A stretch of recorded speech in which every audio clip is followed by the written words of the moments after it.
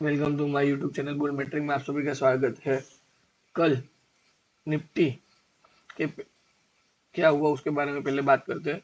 24,800 से देखो बाइंग दिखा 24,840 तक जो हमारा हडल था वहां से ब्रेक हुआ और देखो शार्प मूवमेंट आई 24,640 के नीचे बंद आया और यहाँ से हमने 150 से 200 पॉइंट की मूव कैचअप की।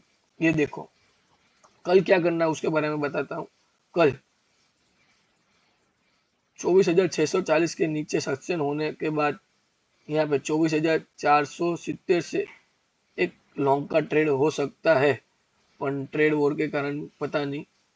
और ऊपर 24,970 तक हो सकता है, वो लेवल ये लेवल देखने को मिल सकता है।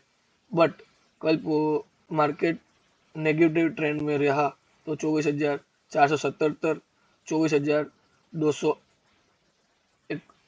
इकहत्तर तक और 24,159 तक लेवल देख सकता है और 24,000 तक भी देख सकते हैं।